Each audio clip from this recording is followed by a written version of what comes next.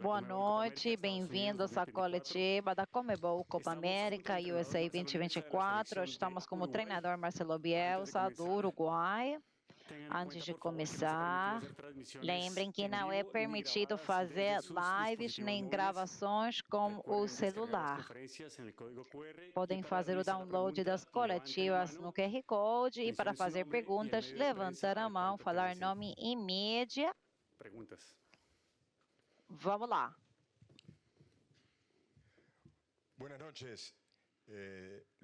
Boa noite. López Moroy, de Tacuarembó, Uruguai. Parabéns pela classificação. E a pergunta é: taticamente, o Uruguai jogou uma partida perfeita. Não houve gol, mas taticamente deu certo. Mas após a expulsão do Nantes, eu acho que a tática ficou em segundo plano. E aí apareceu o que você falou numa coletiva, que o Uruguai tem uma coisa diferente aos outros times quando precisava obter um resultado. Foi assim? Você, comandando o Uruguai, podia vencer no estilo uruguaio? Tudo o que acontece aqui é como o estilo uruguaio, porque sempre são os atletas que dão o perfil para o time. A partida foi de poucas situações de gol, uma partida bem acirrada, bem fechada. Foi uma partida igualada, com poucas mudanças de domínio no decorrer dos minutos e logo com um homem a menos. Aí a gente tentou defender no nosso campo, mas não sofremos situações de gol no segundo tempo. Então é verdade que se agarrar do resultado, como fez o time uruguaio hoje, é um perfil, né, do futebol uruguaio. E aí também muita tranquilidade, serenidade para os pênaltis, que não exigem de precisão, mas também de caráter. Oi, aqui, Diego Roca, Sport 890. Marcelo, tem dois jogadores que saíram, imagino com desconforto. O Viña, que fez um bom primeiro tempo e foi substituído no intervalo, e o Ronald Araújo. Qual é a lesão? Sabem? Eles estão em risco para a partida que vem? Bom, não foi uma lesão muscular a do Viña. Ele estava com muito desgaste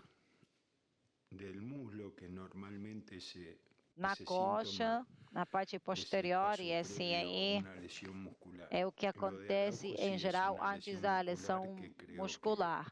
E o Araújo está com uma lesão muscular, sim, que vai ser confirmada amanhã ou com os estudos médicos.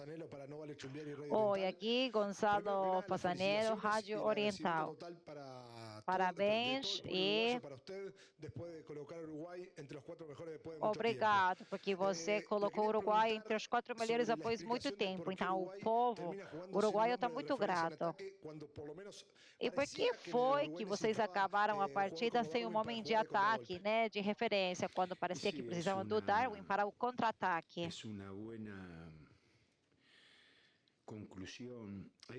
É uma boa conclusão o que você está dizendo, e olha só, quando eu fiz a substituição, eu pensei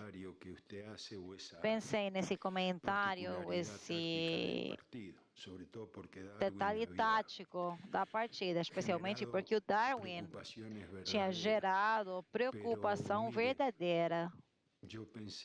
Porém, eu pensei que os dois zagueiros deles eram os jogadores que nós devíamos deixar eles manejar a bola e que precisávamos. Eu pensei que o de Arrascaeta aí também, mas teria sido bom ter o Darwin junto com o de Arrascaeta lá dentro do campo, porque era uma boa opção para dar os passes para o centroavante, mas as duas coisas não eram possíveis e o Darwin tinha feito um esforço muito grande e estava se percebendo que a energia ia caindo, a mesma coisa com o Pelistri. E às vezes, se você deixa o jogador para o contra-ataque, mas não pode fazer, aí o que acontece é que está, de alguma maneira, desperdiçando ele, sabe? Porque eu pensei que como o Darwin lá no ataque, sem alguém acompanhando ele, perto dele, né, para dar a bola, então ele não ia receber a bola. Então eu decidi a outra opção, talvez errado, mas eu decidi fazer que com a retomada da bola, aí a gente poderia somar passes para salvar esse momento de um homem a menos. Boa noite, Álvaro Izquierdo, Fox Deportes. Ontem na coletiva você falou que esperava uma partida de muita fricção, fechada. E no primeiro tempo, com a saída dos defensores, e no segundo, com a expulsão do Nandes, 3 defensores fora. Então, o que aconteceu com o que você tinha pensado sobre a partida? Ou você esperava mais no primeiro tempo para criar opções de gol? Bom, é difícil avaliar. Se você está me perguntando se eu estou conforme com ter criado 3 situações de gol, 3 finalizações em 90 minutos, bom, não.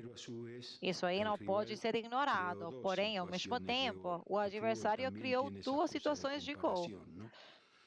O futebol tem essa característica de comparação. A partida foi fechada, as possibilidades de criar opções ofensivas foram baixas.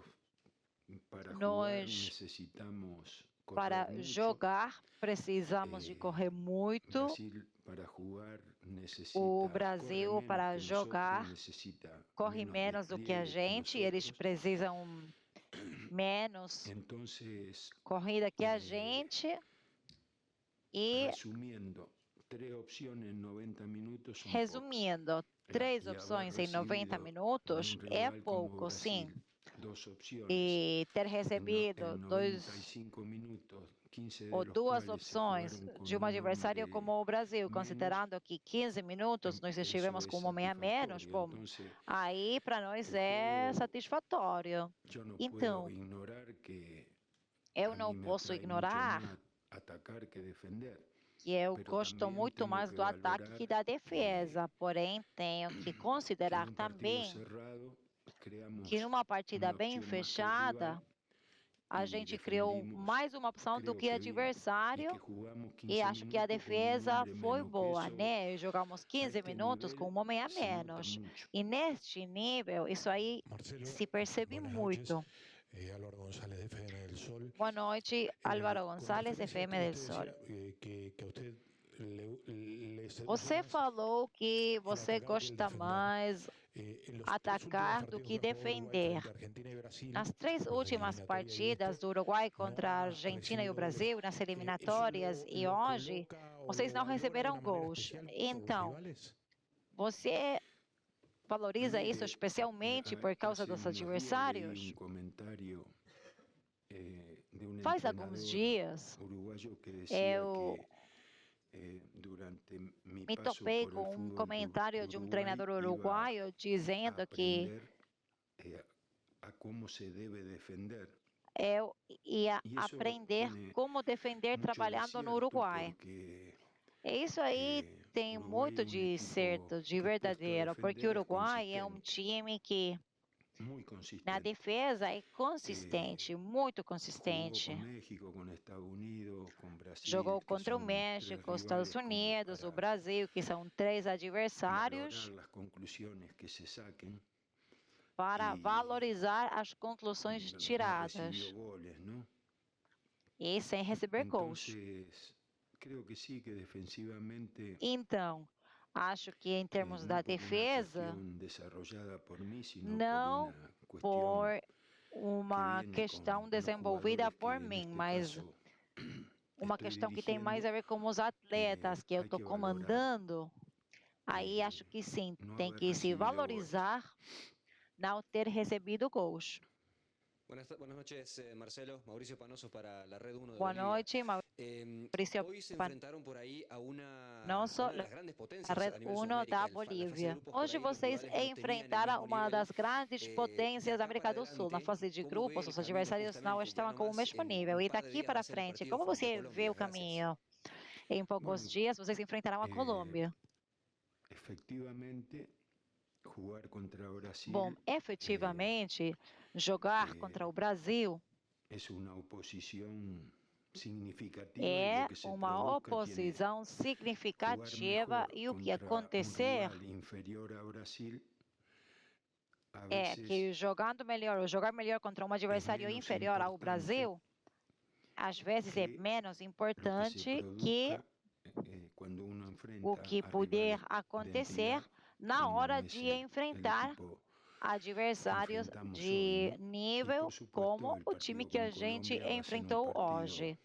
E a partida contra a Colômbia vai ser tão exigente quanto a partida de hoje, porque a Colômbia é um time que vem realmente evoluindo muito partida a partida.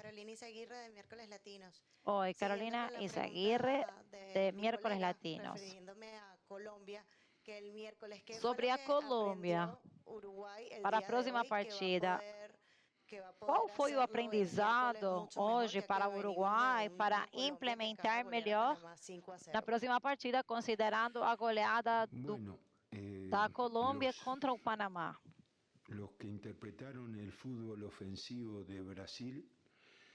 Os que interpretaram o futebol ofensivo do Brasil são atletas de nível.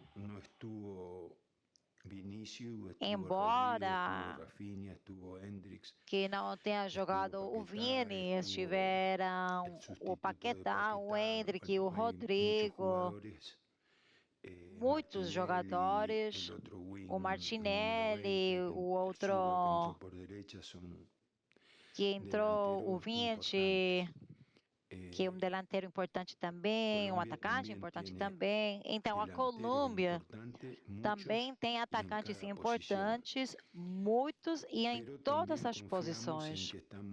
Porém, nós confiamos em que estamos em condições de jogar de igual para igual com qualquer adversário. A partida de hoje, aí nós superamos o Brasil em momentos do jogo e fomos superados por eles em momentos do jogo também.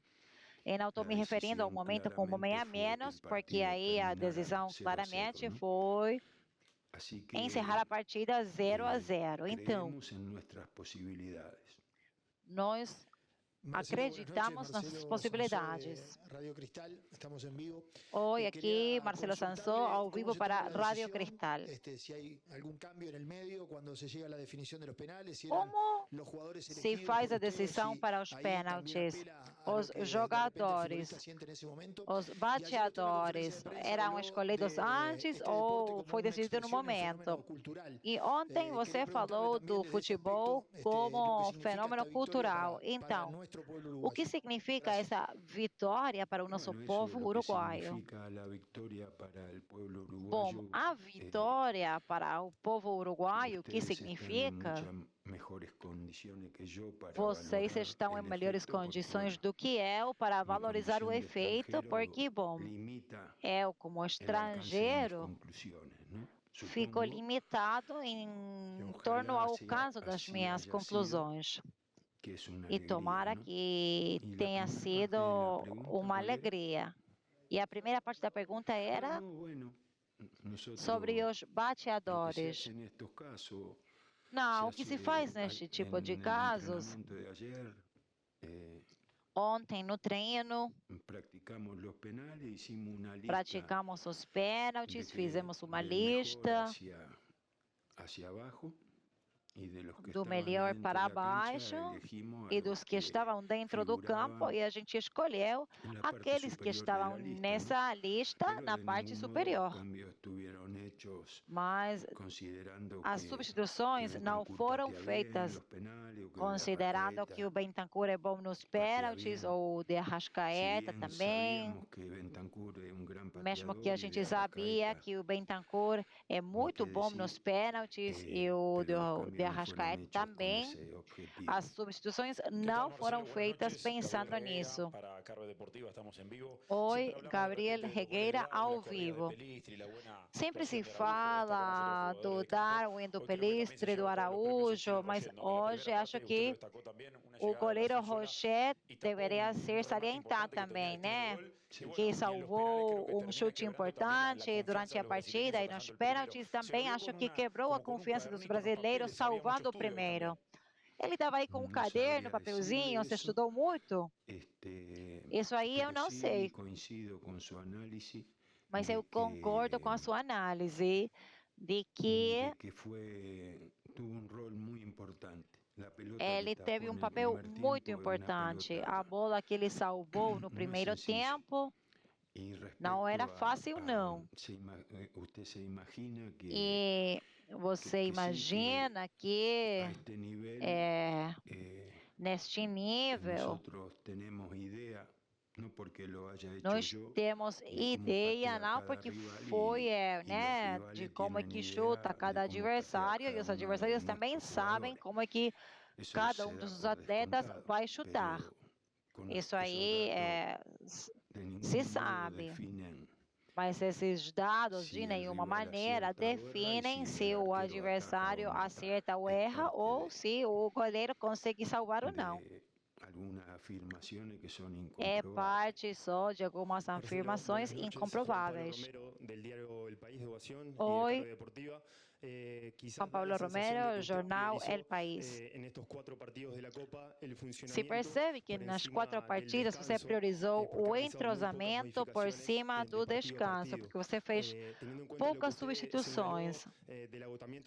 Então, sobre o desgaste do Vinha, não, eu não falei que ele estava desgastado ou muito cansado. Não, você falou que eu falei de um cansaço muscular na parte posterior da perna, mas isso não é unicamente por cansaço. Considerando a quantidade de minutos dos extremos e os 3 volantes, você fica preocupado considerando que vamos ter poucos dias para a recuperação antes da partida contra a Colômbia, a questão do cansaço físico dos titulares? Bom, é uma opção que não pode ser ignorada.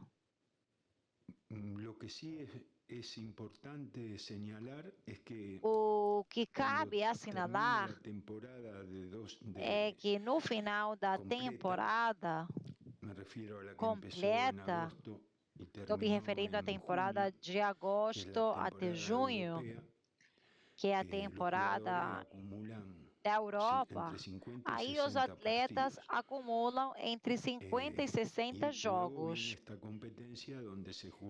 E logo após vem essa competição que você joga 2 vezes por semana. Todos os jogadores dos clubes de elite da Europa jogam 2 vezes por semana. Porém, uma coisa é jogar 2 vezes por semana regularmente durante 9 meses, e outra coisa é jogar assim após 9 meses jogando 2 vezes por semana. Aí você acaba repetindo no mês 10 ou 11 esse tipo de esforço. Não é igual. Eu, por exemplo, A partida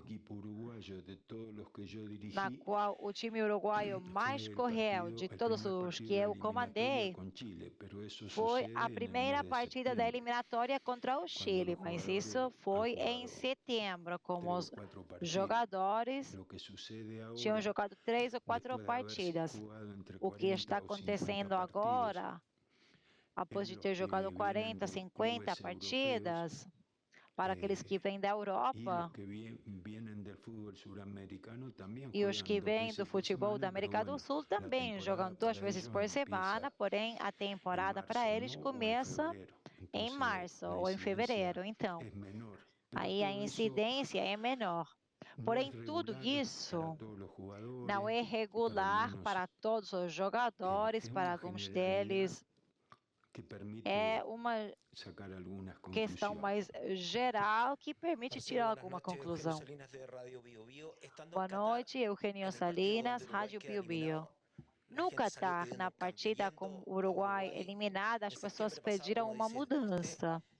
E em setembro passado, você já estava apresentando essas mudanças, mas tinha muita resistência nos uruguaios. Mas acho que agora ninguém poderia discutir o que você determinar para essa seleção. Então, agora, você se sente que você é parte dessa grande mudança, que é você que está fazendo? E poderia falar um pouco do momento emocional que você vivenciou na classificação? Bom, emocionalmente, essa maneira de definir gera um suspenso e você vê o que acontece com os seres humanos, né? Nessas situações. Quando tem suspense e você não pode saber o que vai acontecer, aí se gera uma explosão de emoções. E eu, obviamente, não sou exceção. E sobre as mudanças, eu não acho que tenham sido. Quer dizer, quando você trabalha numa seleção, há poucas opções de fazer transformações. Este período é especial porque faz 40 dias que nós estamos em contato. Porém, sinceramente, se você falar que estão predominando as mudanças propostas por mim ou a incidência do perfil dos atletas no estilo do time, bom, eu acho que o que predomina, o mais importante, é a incidência do perfil dos atletas para definir o estilo da equipe.